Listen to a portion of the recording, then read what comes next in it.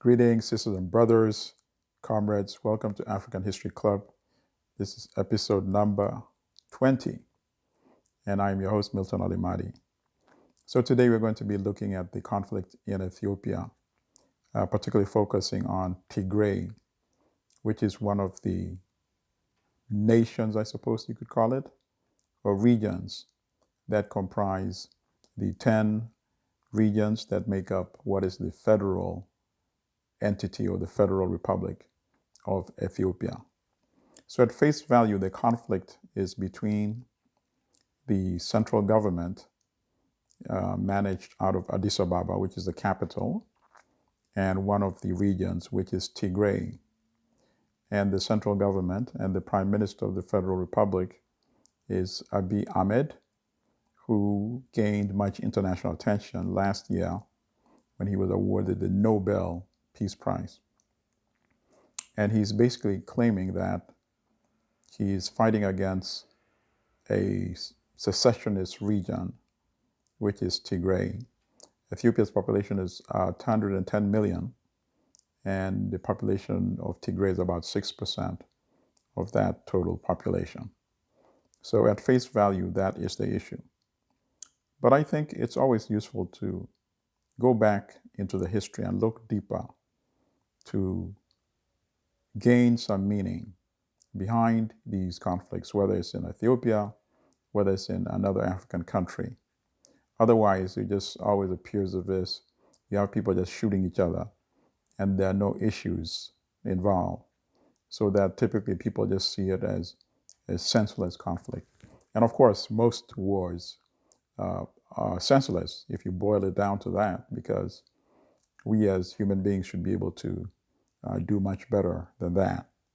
But let's look at the history of Ethiopia. Some of the conflict, I think we can relate it to even the feudal era in Ethiopia. Ethiopia is unique in the sense that it was the only African country that was not colonized when the Europeans met at Berlin, the Berlin Conference of November 1884 to February 1885, and partitioned the African continent amongst all the European powers of the day.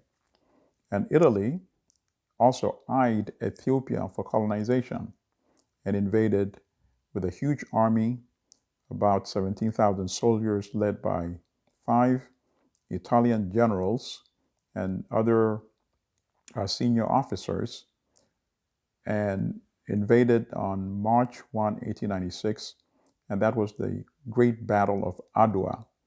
And Ethiopia, under Emperor Menelik II and the Empress Taitu Betul, Betul, and a host of many other Ethiopian generals, including Ras Mangesha of Tigray, Tekle Haimalat, who was the king of Gojam, and Ras Alula Engida, who was an ally of Ras Mangesha of Tigray. Ras Alula was such a renowned general, perhaps one of the greatest generals Ethiopia has ever produced, that he was referred to by the Europeans themselves as the Garibaldi of Africa. And of course, Garibaldi is the famous general that fought during Italy's War of Unification in the late 19th century. So anyway, because of the Battle of Adwa, Ethiopia had that unique interesting history in the sense that it's the only African country that withstood and defeated European imperial aggression on the battlefield. At that time, of course, the emperor, as I just said, was Emperor Menelik. But before him, there had been a number of other emperors too. And in the relatively modern era, the most important one was Emperor Tewodros, who became emperor of all of Ethiopia. And they were referred to as King of Kings in 1885. Prior to that, Ethiopia had gone through a long era where there were many regional kings. They refer to that era as the era of prince, where essentially they were all fighting to gain prominence, to subdue the others and emerge as quote unquote king of kings. So in the modern era, relatively modern, because of course 1855 rather is a long time ago, but in the full sense of Ethiopia's history, it is relatively modern because the Ethiopian Empire, we can trace it back to the first century if we also combine the kingdom of Aksum, because the Ethiopian Empire essentially was born after the dissolution of the kingdom of Aksum. So it goes way back to the beginning of the Christian era. That is why 1855 we can say is relatively modern era. After Emperor Tewodros, there was a struggle, and there's a period where there were two other emperors emerged, but they did not last long in power. And then came Emperor Johannes. And Johannes was emperor for a long time, almost 19 years. And he was the first emperor from Tigray. So he was not Amharic. Prior to him, the emperors had been Amharas. So you see, there was already regional struggle even in those days. You had struggle between Tigray and Amhara, and then you had the Amhara after Menelik emerged as the emperor. When he was expanding his domain, he was also fighting with Tigray to subjugate Tigray, fighting with Oromo, fighting with the Somali region. So in other words, I say all this to show that historically there had always been military conflict between the regions. And the Battle of Adwa against Italy was one of the unique, interesting aspects of Ethiopian history in that it brought all these different nationalities, whether it was Tigray, Amhara, Oromo, the Somali region, the Gala, brought them all together in sort of a nationalistic conflict. It united them in the sense that they were all united as Africans, as people that inhabit what is today Ethiopia, fighting against a common enemy, which was the Imperial Italian Army. And then after that battle, Menelik, of course, emerged as continued to be the king of kings and continued to subdue the other regions to bring them under his domain. And one of those regions was Tigray as well. Tigray was suppressed. The language the language in Tigray is called Tigrinya, and that language was also suppressed. And that continued even long after Menelik, when in the 20th century, and many people may be familiar with Emperor Haile Selassie. And of course, he was emperor from 1930 all the way to 1975, when he was ultimately overthrown by the military in Ethiopia. So during Selassie's period, there was also continued suppression of Tigray, and the language was also banned from being taught in schools. And the same was done to other parts of what is today Ethiopia, such as the Oromo region as well, as the empire expanded, the Amharic empire expanded to dominate the entire country of what is today Ethiopia. So that is some of the historical context that I think is helpful to know to give us a better understanding of why we see some of these conflicts even today in the 21st century. There was a great rebellion in 1943 in Tigray against the rule of Haile Selassie. And that rebellion, it grew so strong, emerging from grassroots, from peasant supported, very widespread, and it was on the verge of defeating the army of Emperor Selassie, had it not been for the intervention of the British, which used the Royal Air Force at the request of Emperor Selassie to bombard cities in Tigray including Mekele, which is, of course, the capital today, and was also recently overtaken and subdued when the central government under Prime Minister Abiy invaded the Tigray zone. So I put that all in context. And why did the British intervene on behalf of the emperor? The British had a close relationship with Selassie at that time. The British had actually helped reinstall Selassie after he had been deposed by the fascist Italian government during just prior to World War II, when Mussolini invaded Ethiopia, essentially to to avenge the defeat that Italy had suffered in 1896. And the Ethiopians continued resistance. Emperor Selassie himself had gone into exile in the United Kingdom.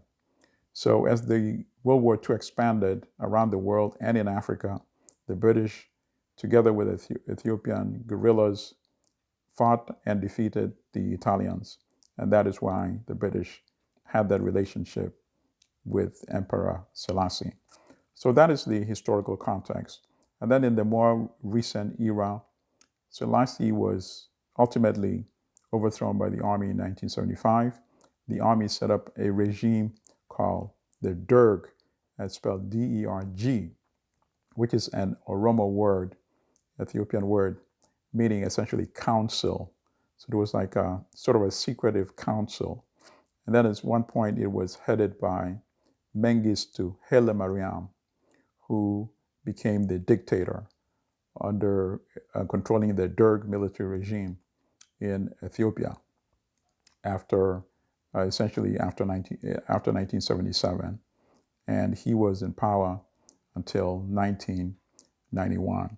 So the military regime was very repressive, even though one of the reasons why the emperor was overthrown, because Ethiopia had suffered a serious famine and there was social unrest.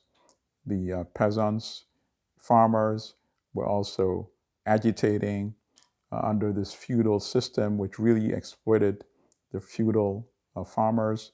The students also in Ethiopia were very organized and at the forefront of resisting against the feudal system. And they had a very advanced trade union organizers. And all these and professionals were really agitating for change. So essentially what the military did was hijack what could have potentially had been an authentic revolution in Ethiopia. So now you have this brutal military regime suppressing all these other social classes and also repressing and suppressing the Tigray region, as the predecessors had also done historically. So this gave rise to the TPLF, the Tigray People's Liberation Front, a guerrilla army that started fighting against the military regime in Addis Ababa. And at one point it was allied with the Eritrea People's Liberation Front, the EPLF. And Eritrea, of course, was fighting, had been fighting even during the Selassie era to break off and become an independent state, which it later on, much later, succeeded in doing. But they formed an alliance, these two fighting forces, and the EPLF supported the TPLF during its march toward the capital city of Addis Ababa, and ultimately together they defeated the military regime. And then another government was set up. It was an alliance of a couple of groups, including the TPLF. The TPLF, even though they comprise, the Tigrayans comprise only 6% of the total population, they, of course, had provided the bulk of the armed forces that defeated the military regime.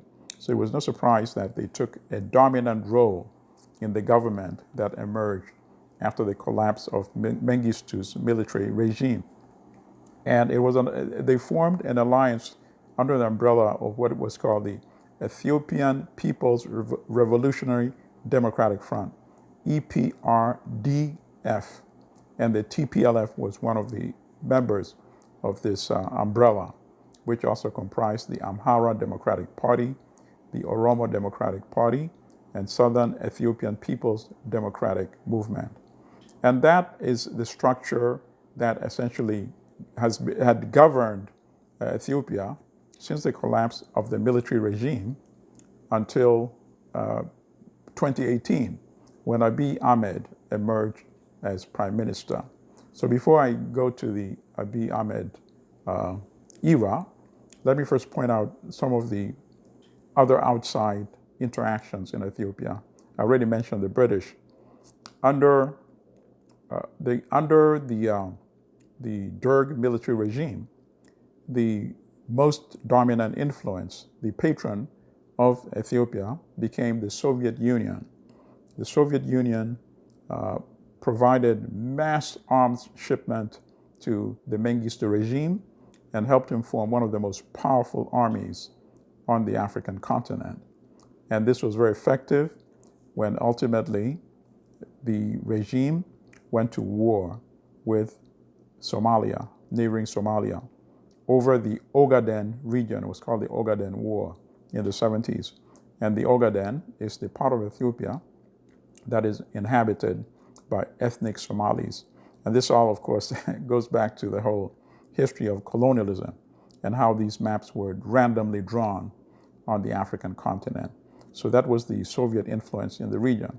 And then after Mengistu was overthrown, the military regime, the EPRDF and the TPLF, which is a prominent part of that coalition, created a very strong relationship with the United States under the mantra of the quote-unquote war on terrorism. So Ethiopia was seen as a U.S. partner, provided with massive arms buildup as well. And Ethiopia became sort of like a policeman on behalf of the United States as well. The U.S. had a base, a drone base in Ethiopia, and Ethiopia invaded Somalia multiple times, basically at the behest of the United States, which was fearful that an Islamist government was emerging there, and the United States claimed that it was heavily influenced by Al-Qaeda and other groups that the United States was fighting against. So the Ethiopian army was basically acting as a proxy on behalf of the United States. And this relationship diminished somewhat when Ethiopia started cultivating stronger relations with China. China has invested massively economically in Ethiopia, so obviously that was very beneficial. Unlike the United States, which is essentially just trying to use the Ethiopia as its proxy in the region, China actually has invested in terms of building the infrastructure, the roads, the bridges, the headquarters of the African Union. That was also built by China. So China has invested billions of dollars in Ethiopia. Of course, that comes with its own different set of challenges and agenda, but that will be the topic of another podcast when I look at the role of China in Africa. So now let me come back to the current contemporary challenges. By 2015, the EPRDF ability to hold power in Ethiopia had begun to really to fray. The longtime Prime Minister Meles Zenawi had died. He had been very instrumental in a lot of the innovative programs that led to dramatic economic growth in Ethiopia. After his death, some of the social issues, the tensions of the past, the regional dynamics started becoming much more prominent, particularly in the Oromo region. Even though the Oromo essentially constitute the majority population of all the regions in Ethiopia, historically they'd been one of the most marginalized, dating back to the era of feudal Ethiopia. So by 2015, mass protests erupted, continuous protests on a daily basis in Oromo, and was also spreading to other parts of Ethiopia. So the TPLF realized that its hold on power had become very tenuous, and it invited Abiy Ahmed to become prime minister.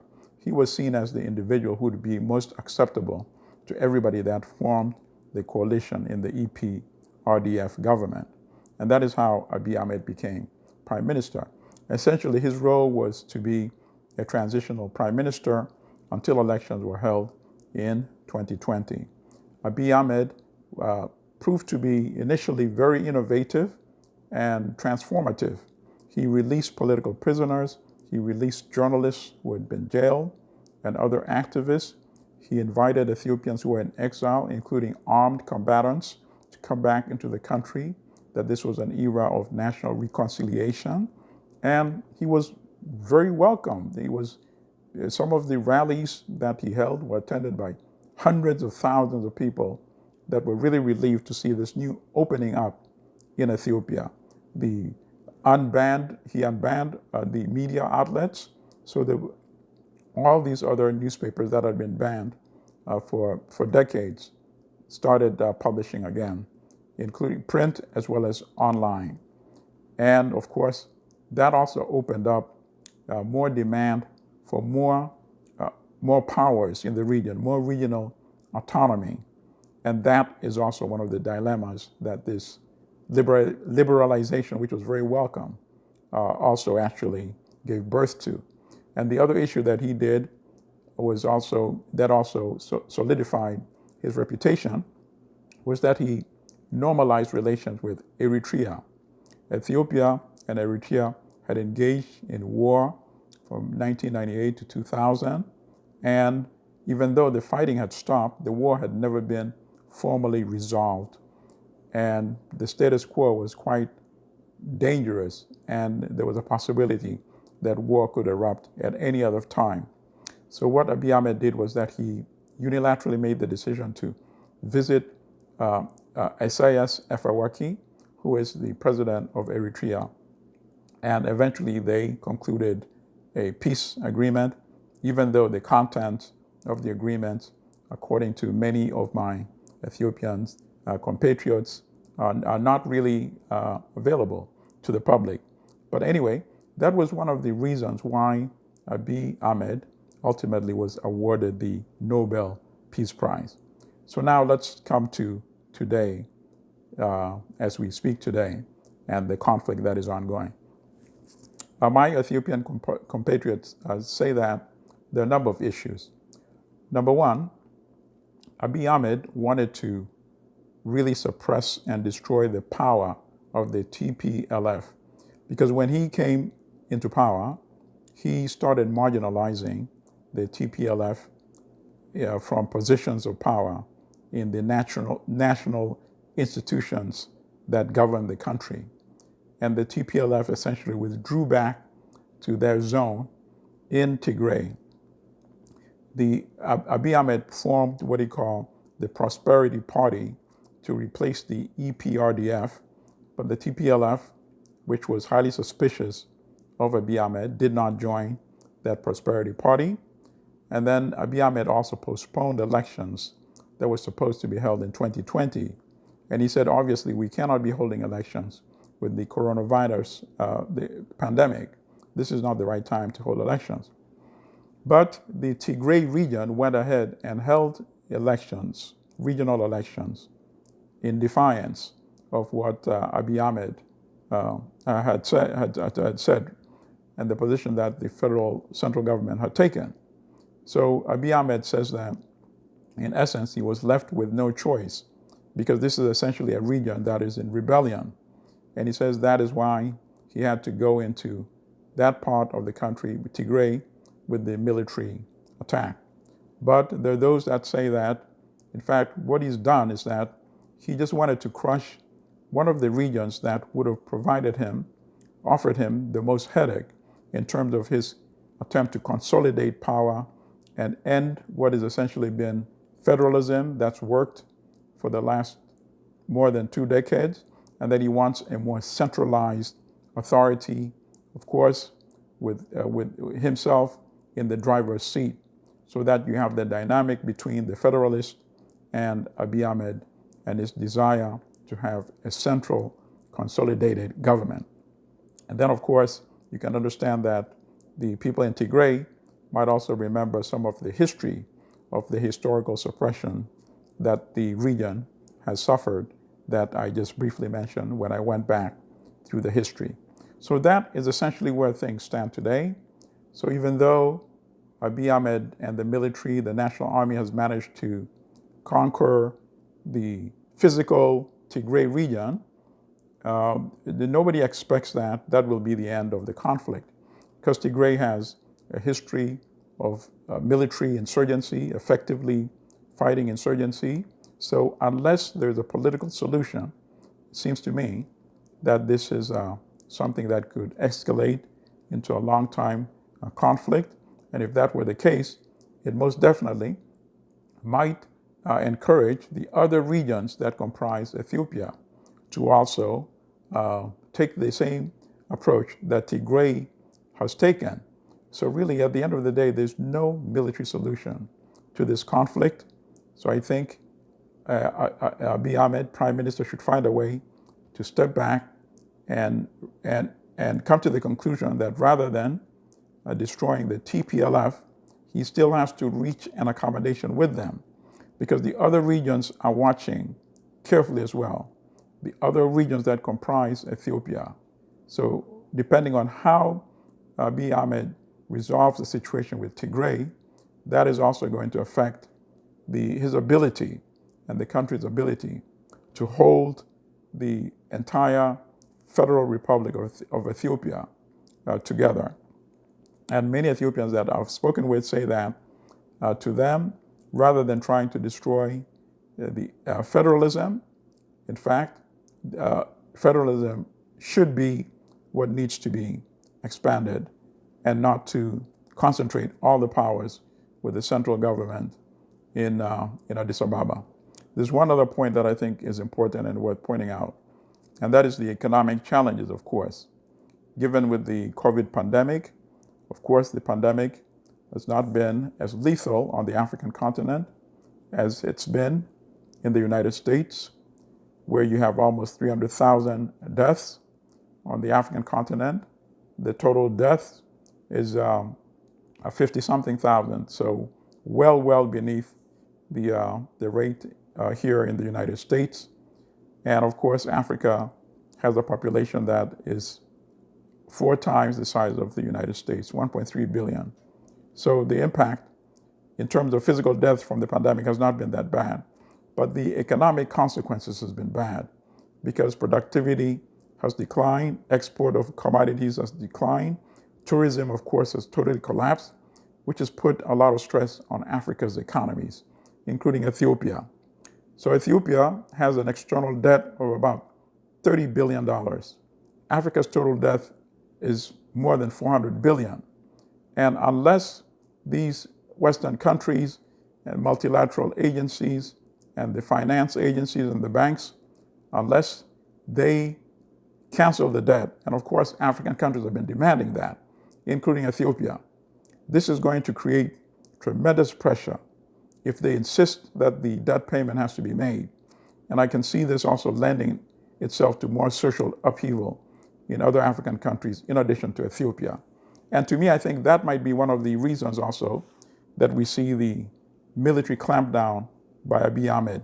He may be actually preempting and giving a signal as to how he would deal with people if they start the kind of protests that occurred in Oromo from 2015 ultimately, and actually ironically led to the ascension of Abiy Ahmed himself in power. So I hope this historical context gives us a better understanding of the conflict. I know in a presentation like this, you can never cover all bases, but I hope you find this very useful. In my next podcast, I will be looking at Thomas Sankara. For the contemporary issues, this is a lot of the information comes from contemporary journals, publications. But in terms of the historical reference, I can give you 4. The Battle of Adwa by Raymond Jonas, A History of Ethiopia by Harold G. Marcus, The Life and Times of Menelik by Harold G. Marcus, Empress Taitu and Menelik II by Chris Prouty, Pruty. Thank you so much. Stay strong, stay healthy, stay Pan-African. See you soon.